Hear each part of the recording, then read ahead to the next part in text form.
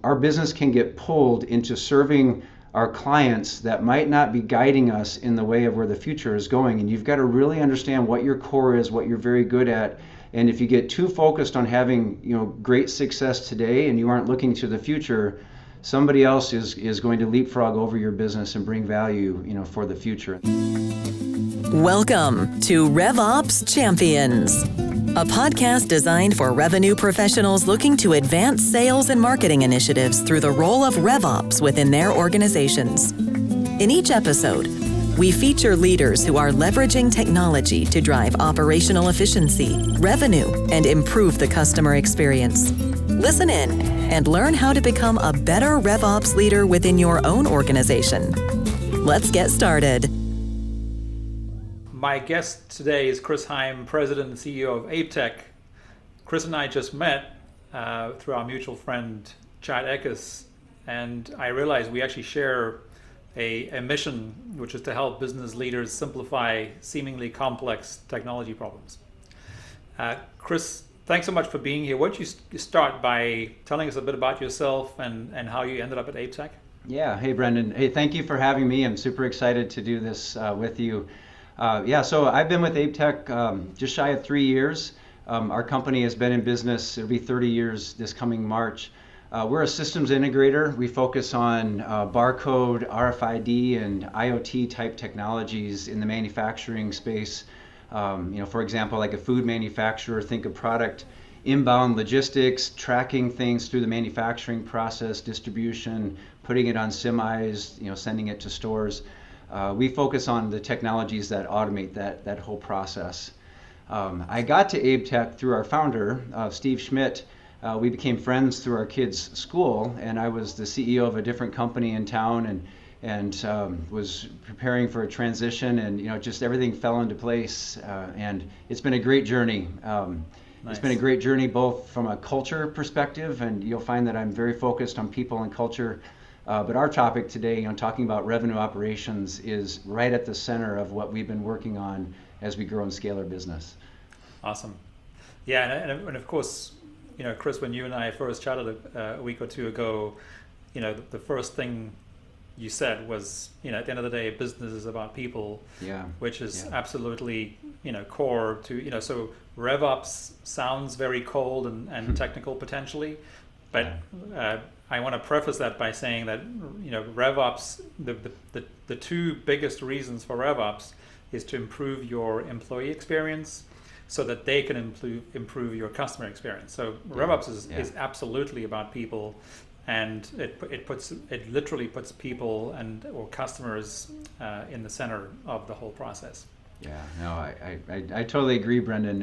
It's something I'll emphasize through our discussion today. We use the term people first, strategy second, and that aligns with what you're saying is you get the people part of business right, then the strategy becomes a reality. But if you get those mixed up the other way, it's a tough way to run a business. Yeah, well, and actually that reminds me of a model from Scaling Up, which is called the 4D model. Sure, yeah. By Vern Harnish, where he talks about the four things, which are people, strategy, execution, and then of course cash. Yeah. And I guess what RevOps really does is it assumes that you have great people and you know who your great customers are going to be, which then informs your strategy.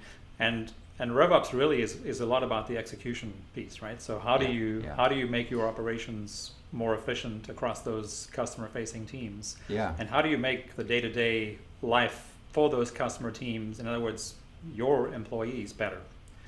So, before we get into sort of the nitty-gritty, I wanted to just talk a little bit more. I thought AbeTech was such a cool name when I first met you.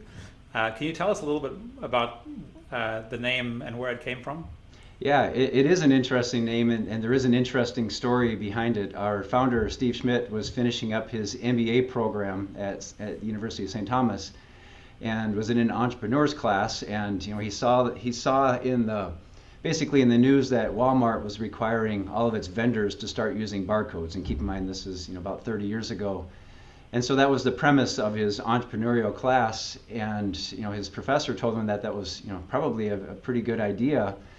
he named the company Abraham Technical Services, really so that it would show up first in the yellow pages.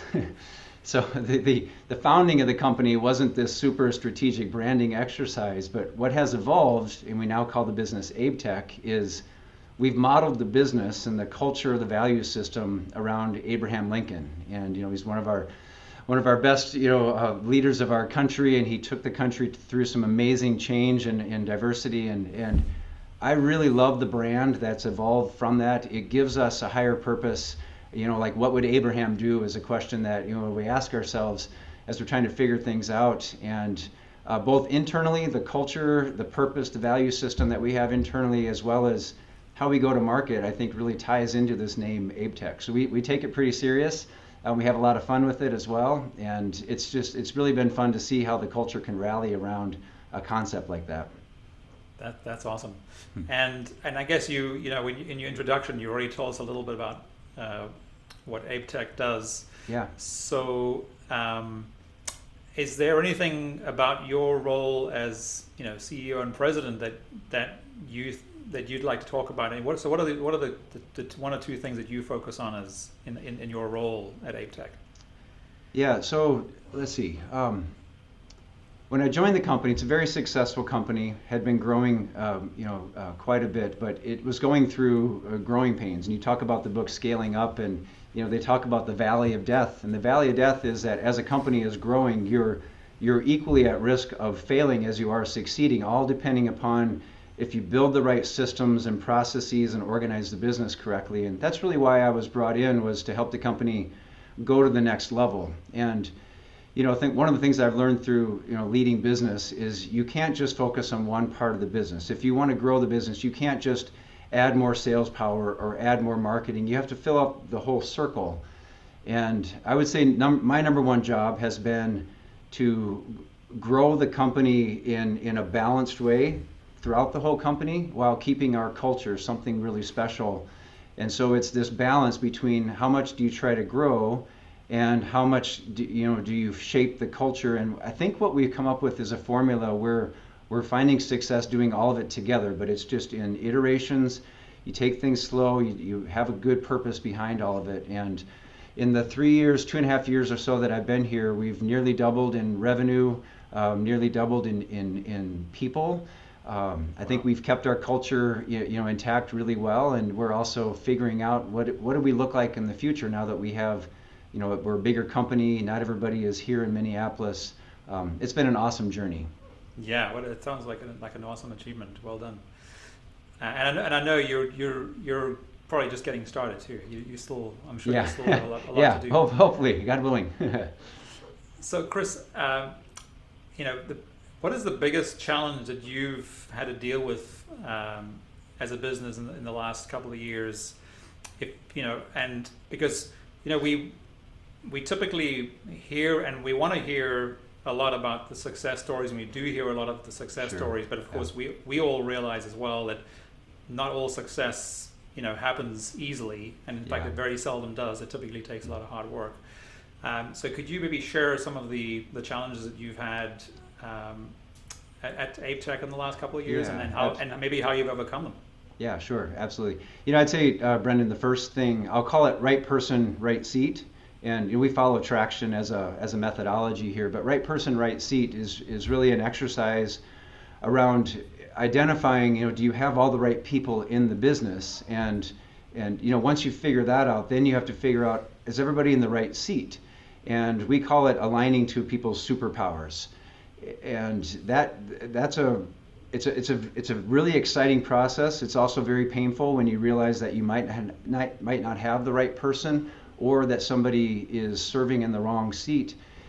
That's been job number one, I would say, for the leadership team, has been going through the entire organization. And what's beautiful about it is, as you grow as a company, the right role for somebody 2 years ago might not be the right role today, but if you're in a growing business and everybody has an open mind, you can help people move into new careers. And that's been very rewarding. It's also been incredibly challenging, and we've had to make some tough decisions along the way.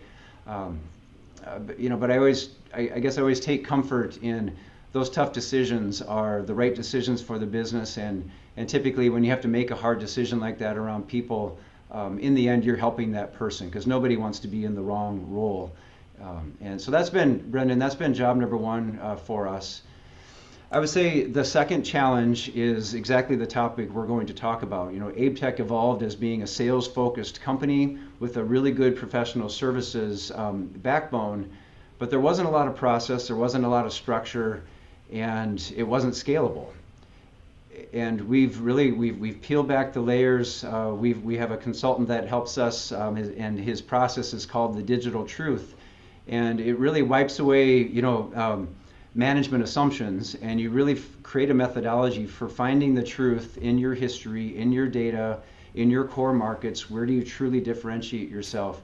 And then you rebuild the business around those foundation blocks. And the drift that can happen in any company is after a few years you start having success and your clients might pull you in a certain direction, and you've got to make sure that you're staying true to your core. And that has been part of our journey as well, is really making sure that we know who we are and what marketplace that we're focused on.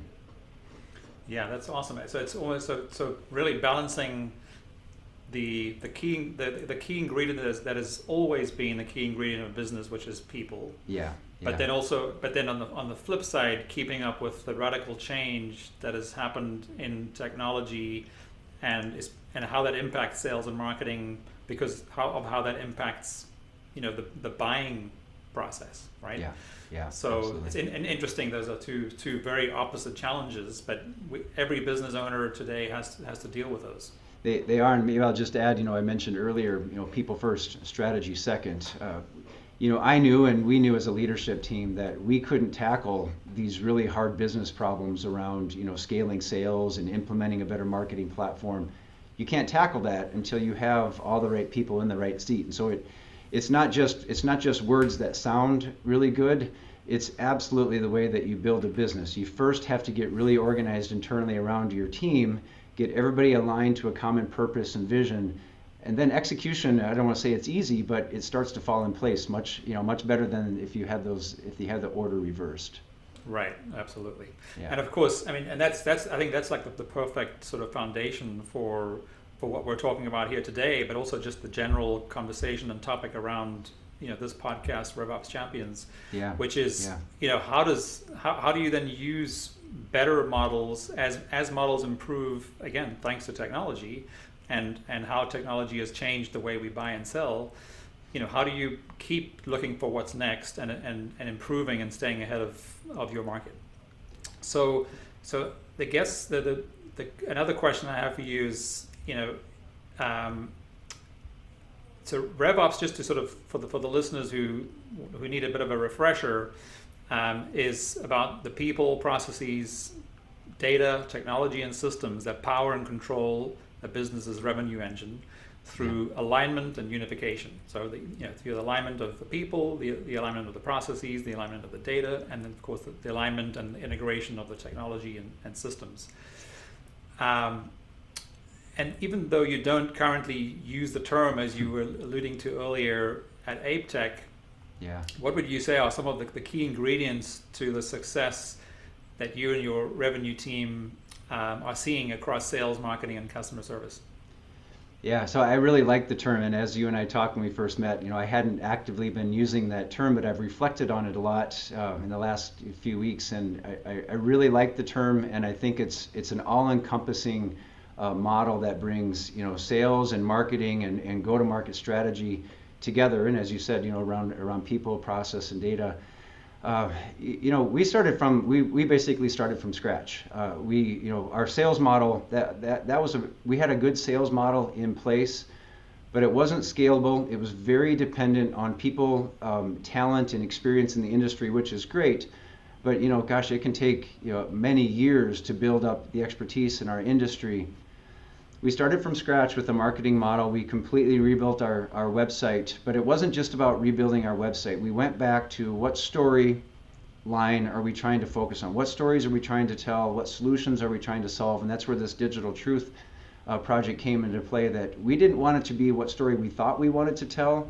We looked back at the 10 years history of AbeTech and really tried to understand, what was the data telling us about where we were truly having success, where we differentiated, and from that, Brendon, we rebuilt our website to tell a better story. We implemented HubSpot, which is very near and dear to your business, as a marketing platform. But what I'm proud about with all that, we didn't do any of that with the idea that if we do these things, it's going to sell more or grow our business. It was foundational for us that we just simply needed a better platform to tell our story.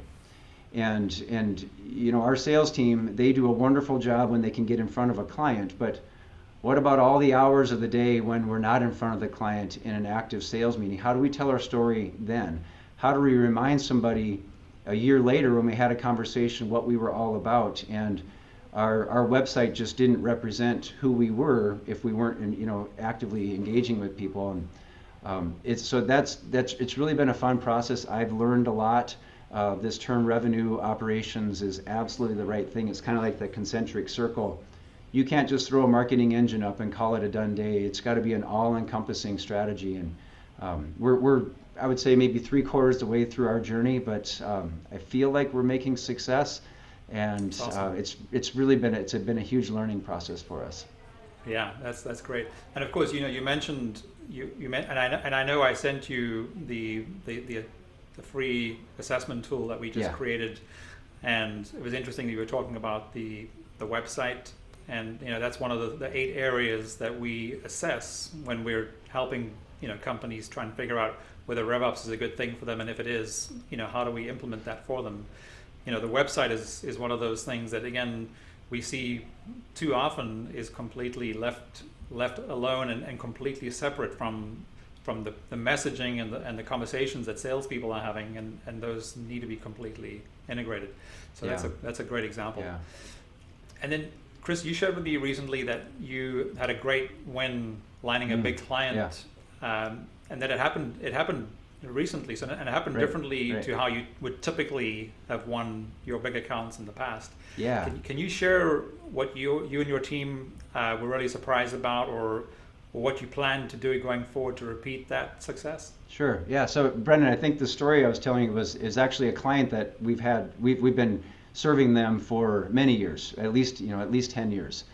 And our salesperson's phenomenal, great relationships. I would say that we all probably felt like we knew what was going on at our client, and not that we know every person. This is a massive company, Fortune 100 type company. But this deal that came through was through our website, and it was with a person and a division that we had never done business with before, and that person really didn't know that they were doing, that this client was doing business with AbeTech more broadly. And it was a great lesson for all of us that, telling our story through a digital platform, being very purposeful in how we tell that story, so that whether we're in front of people and actively involved in the sales process or communicating to the world through other mechanisms, we scaled ourselves, and we learned about something with our client that I would say otherwise we probably underestimated, how well we understood everything that was going on. So we landed a really nice project, but more importantly, I think we learned just a wonderful lesson about how important this whole platform is. It's not about us. It's about how does our client want to learn about what we can do for them. And sometimes that's done in the evenings and on weekends when we can't be with them. And I'm really excited about the fact that we now have a consistent story, whether you meet with us in person or you learn about us online. And that's, I think this particular client story brings all that together for us. Yeah, that is an awesome story. And I think, and you've now mentioned a couple of times, you've mentioned the word digital, which again is another word that is completely changing its meaning, as we speak through RevOps. Because when you talk about digital, most people still think of digital marketing. But what most people are still catching up to the fact of is that digital. So in fact, sales is digital, marketing is digital, and customer service is digital. I mean, really, every department is digital today. And if you're not thinking about it that way, and you're not, again, and that's all part of this whole integration, is your entire business. To your point of this example of the website reflecting all the same messaging and content that someone can consume in their own time, whether it's a Saturday morning or a Sunday night, without ever having to speak to a salesperson. That's a perfect example of why that is so critical. Because again, that's what people want. People want, the buyer wants increasingly more of a self-serve type option, and not have to speak to a salesperson every time they have a question or they have a thought. Yeah. So I'm glad you mentioned that. I like what you're saying. If I can just add to that, yes, we can unintentionally overuse this word digital, and I think the point, and in fact your last podcast with Dan Mallon, it's about data, and it's leveraging that data to learn something and be purposeful in the way that you take action. Account-based marketing is narrowing your message down to a specific client, to a specific person. And that's what we would do if we're meeting in person. So if you use the word digital, it's just acknowledging the fact that we have interactions with our clients that aren't face-to-face. And the last thing that our client wants is some distilled down sales pitch, through some digital platform. That's not the point. The point is learning about the client and delivering a message to them that resonates as if we were sitting right in front of them. And I'm not saying that we have it figured out, but I think the awareness around that is the starting point, and digital just becomes the mechanism, to do that, as you were saying, if you can't be in person with that client. Right, and of course, and that's another one of those ironies, because when you say digital, a lot of people automatically think that it's not going to be personalized. Yeah. But that's really the trick. The trick is to make every digital interaction that a customer has anywhere along their journey, whether they're a stranger, a customer, an ambassador, or an evangelist, and they've been a customer for 10 years, the fact that you can personalize your digital communication and contact with them that's really the trick. It's not meant to be less human. It's supposed to be the human plus the digital is what makes it better. Well said. Yeah. Great. So, Chris, as we're now squarely in Q4, and of course October just went by way too fast for most of us. Annual planning is well underway for most of us that operate by the calendar year. But for those of us who don't operate by the calendar year, I'm sure this is still useful and helpful. There seems to be a lot of business innovation happening right now. Again, thanks to the pandemic, because a lot of things would not have happened yet were it not for the pandemic.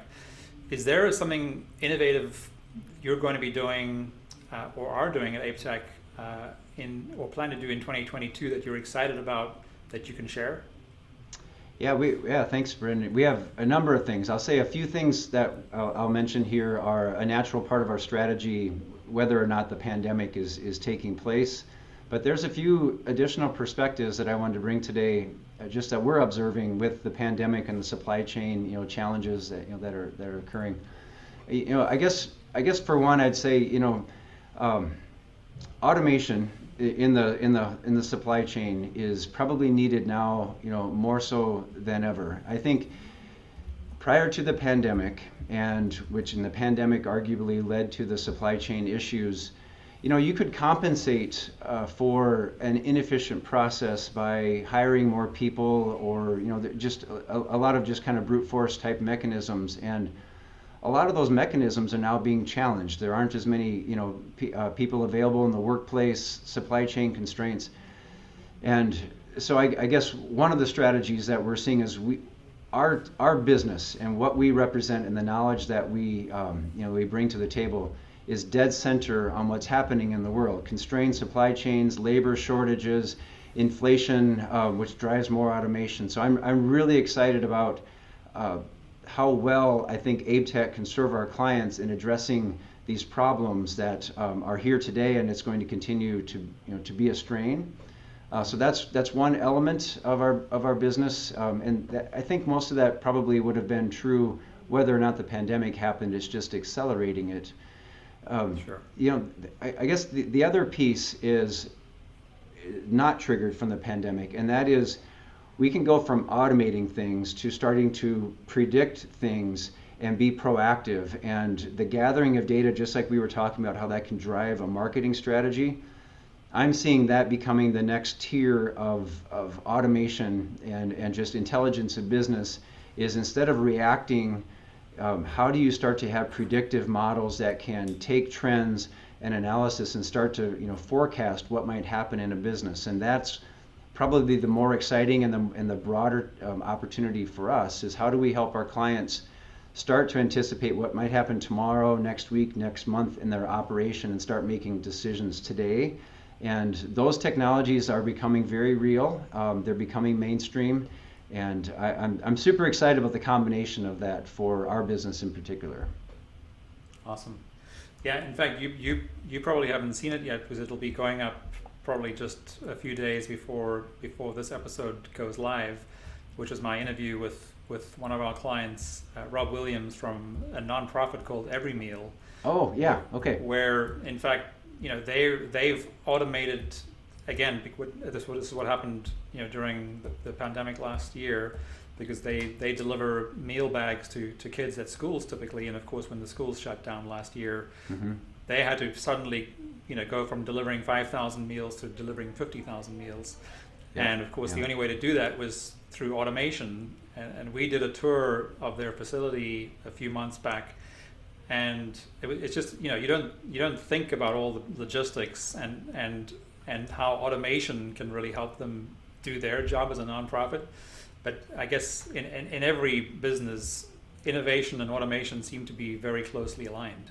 Yeah, I think so, and I think if you can do it in an iterative way, you want to be careful not to tackle too much at one time, because you can break a good business. And so we're really mindful of that. We try to address the need of today, but do it in a proactive manner that that technology builds upon itself for the future. Right.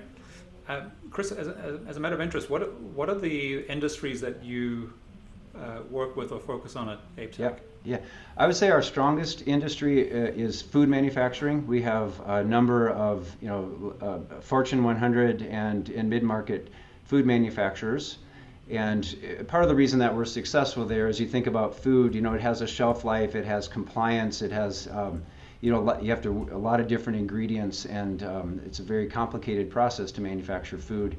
So there's a lot of tracking and automation. So we're really good and we're very strong in food.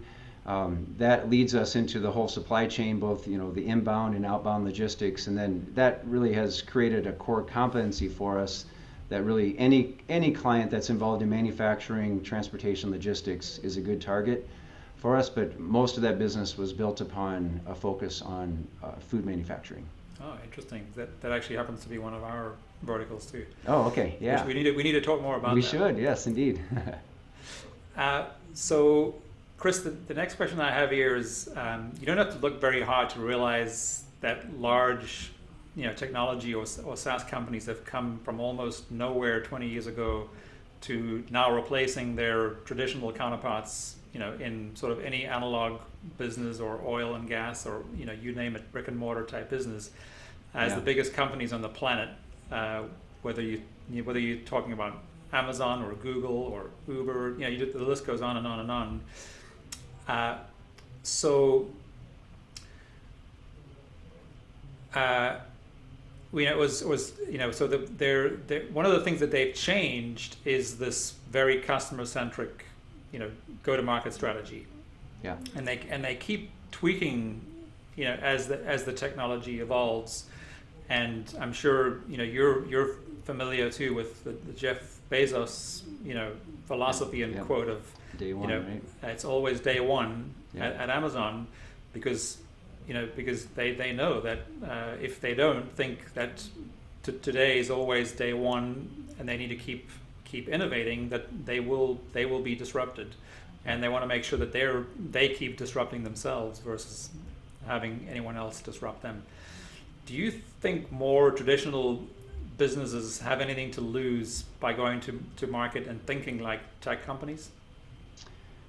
I thought about this question quite a bit, Brendon, and I have a couple thoughts for you. One is, if you step away from technology, every company needs to bring more value than you did yesterday. And I think that's part of Jeff Bezos' message on day number one is you've got to continue to improve your business. And the world of our clients are changing every day. And so I think the winner is the business that brings the most value. And the moment that you rest on that laurel and say, I'm giving enough value, somebody else has an opportunity to edge you out. So I think this constant striving for bringing more value to our clients is a really good, it's a good pressure, it's a good positive pressure for us to operate within.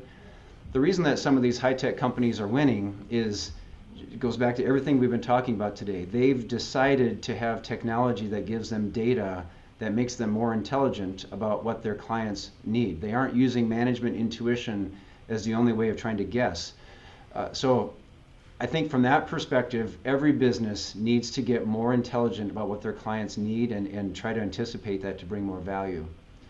The second piece, and this is maybe going a little old school, but two of my favorite business authors are Jeffrey Moore and Clayton Christensen. And the whole market adoption curve and the whole market disruption theory, we all need to understand that. We all need to understand that our success, our business can get pulled into serving our clients that might not be guiding us in the way of where the future is going. And you've got to really understand what your core is, what you're very good at.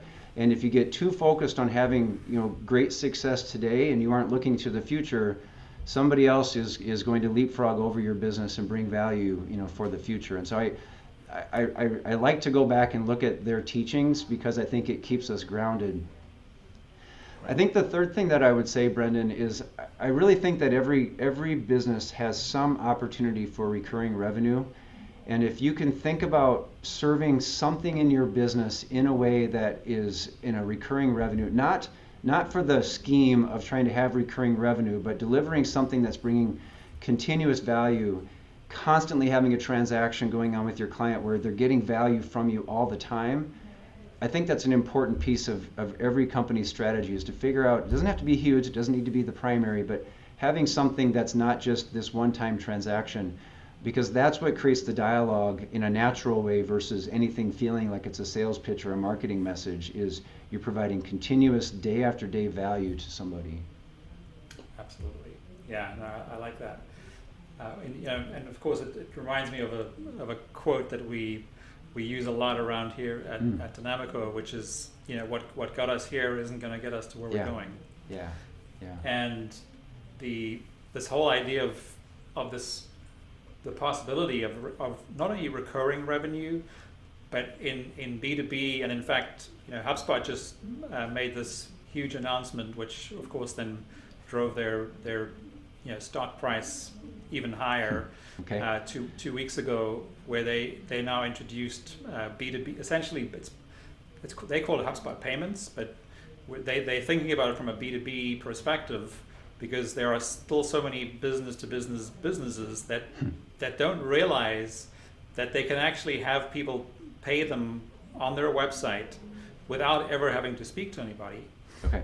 Which is a big part of what, and we've been testing this for a while, and it's kind of a no-brainer for a lot of our clients, where they can now, essentially sell a service or a product on their website for the first time that they'd never thought they could do before, and you walk in the next morning and there's 3 orders that you otherwise wouldn't have had, or a salesperson would have had to break their back to try and get.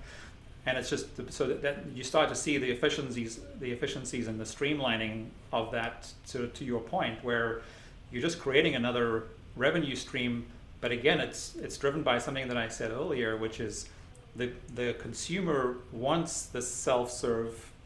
They're looking for that self-serve option, because they feel that they don't need to speak to anyone to buy whatever they're trying to buy, whether it's a product or a service, or in many cases, of course, it's education or whatever. But they feel like they should just be able to go to your website if you're a thought leader in that space, or the best company that's providing value.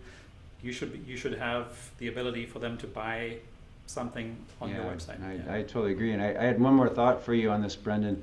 It just happened to me this week. I had an invoice, come through to me from one of our vendors, and it was just an invoice. And I called our VP of Sales afterwards, and I said, I want you to think about something. I just received an invoice from somebody that, it's a large amount of money, and it was just an invoice. There was nothing else with it. There was no a summary of the service that's been provided, no reminder of the value. And I know there's value there, but it hit me as I was approving this invoice of what did I get for this? And where I'm going with this is maybe part of this bringing more value, is we have to constantly remind our clients of the value that we're bringing. And when you're having regular interactions with them, I think you've got a better opportunity, for that. And always I think maybe my message there is always remember that when we're asking somebody to pay us for something, we need to remind them what they're paying us for.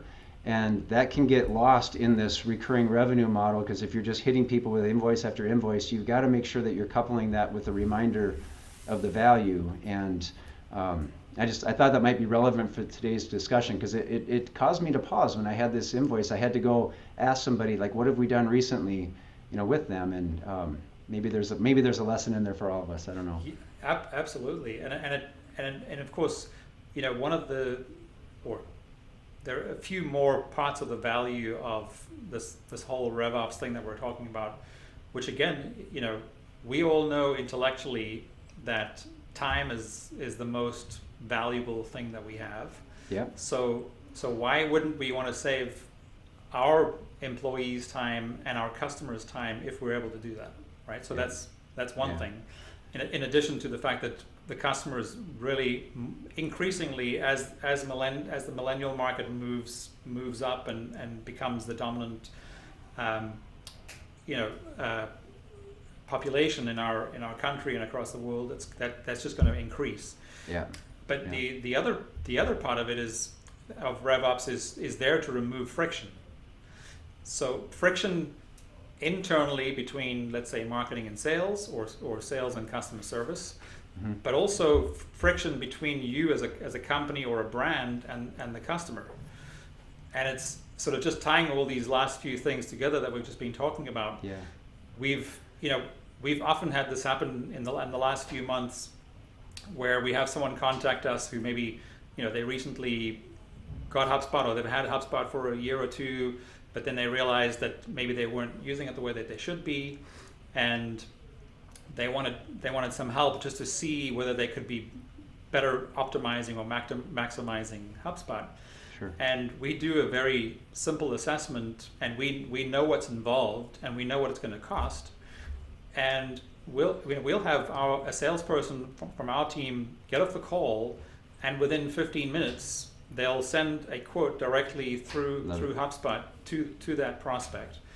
And they will actually, one of the reasons they decided to work with us was because of how easy it was that we could actually send that quote through HubSpot. And they were like, can you do that for us as well? So once you've done your assessment or your audit of our HubSpot, can you also show us how to do our payments or our quotations through HubSpot? So it's just, again, so people see these things and realize, why aren't we doing that, or why shouldn't we be able to do that? And it's just these things are going to be happening faster and faster. Yeah, I love it. That's great. That is awesome. Chris, was there anything, sort of as we've been chatting now, nothing that we've sort of spoken about before, was anything else that you've been thinking that you'd like to share? I think, Brendon, maybe what's coming to mind for me is I'm going to take this back to people. And, we bring technology like HubSpot, and we bring CRM, we bring more structured process, we clarify roles, we do all these things for a very good reason. That's to scale a business. But just a reminder that we've got to bring our teams along on that journey. And that can be scary. Change, it might not be clear to a salesperson that's been doing something a certain way. Why do we need to log everything in CRM? What do you mean that all my clients, all my emails that that I've built up over time, that we're going to start doing outreach campaigns or whatever? And I think we've done a pretty good job of this, but you can just never communicate enough. And so this would be one of my parting comments to everybody: is as you're going through this RevOps journey, and the technology behind it is really, really important.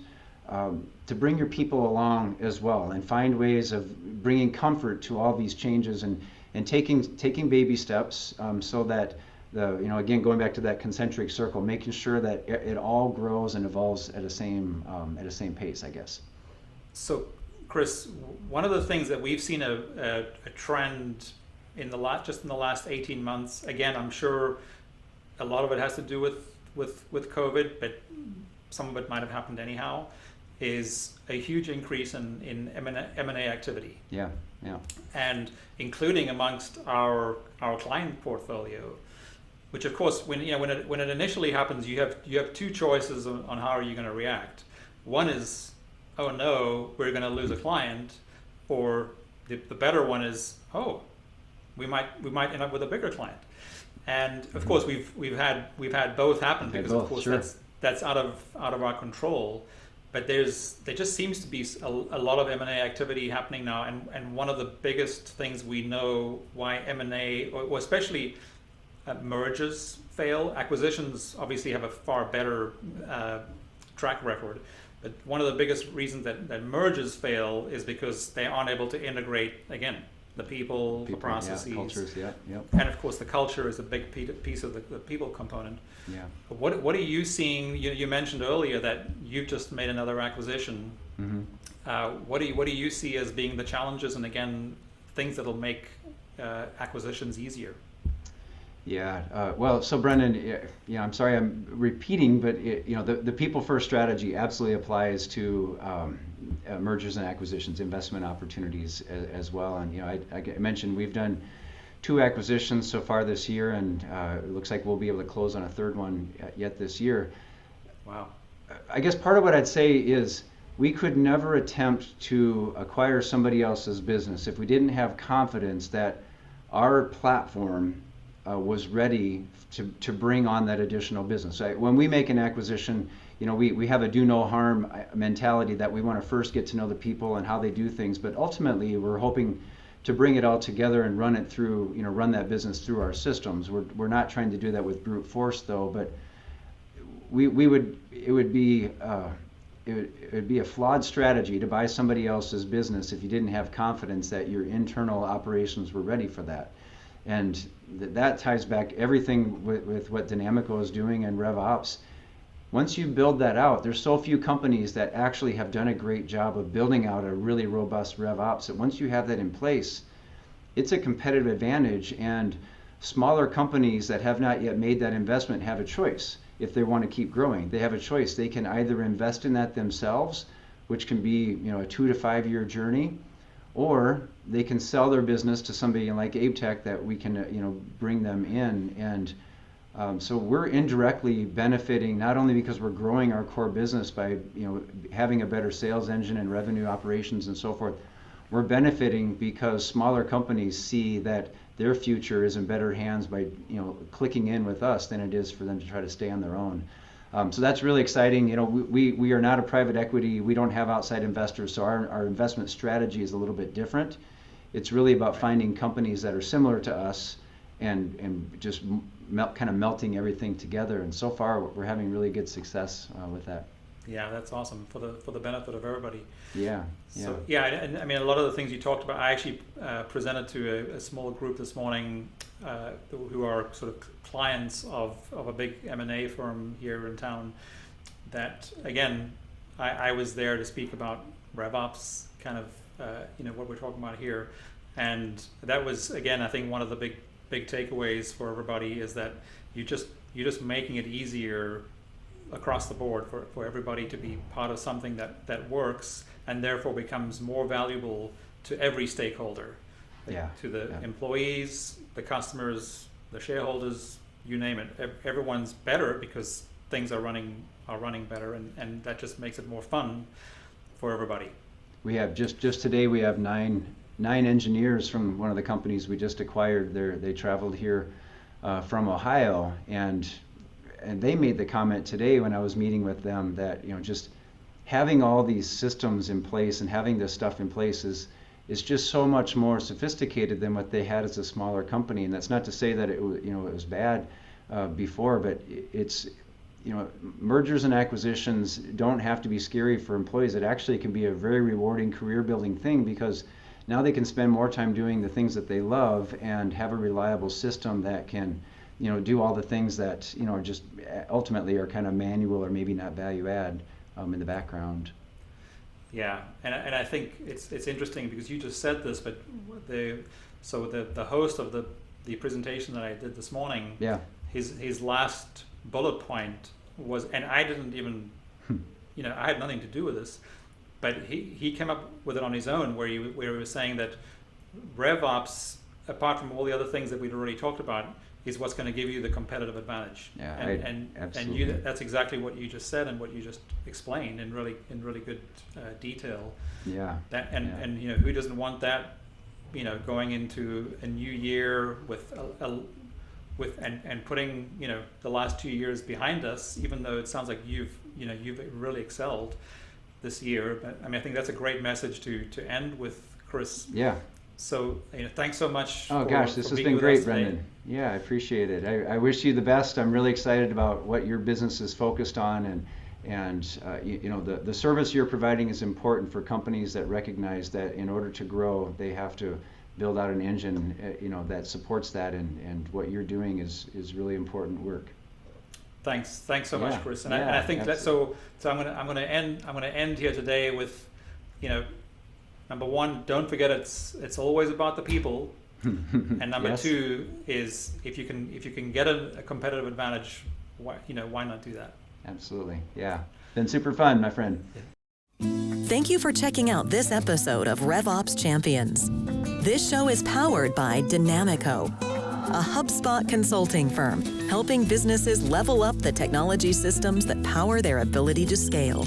If you enjoyed what you learned in this episode, make sure to follow RevOps Champions wherever you listen to your favorite podcasts. Or visit RevOpsChampions.com to get immediate access to all of the latest episodes.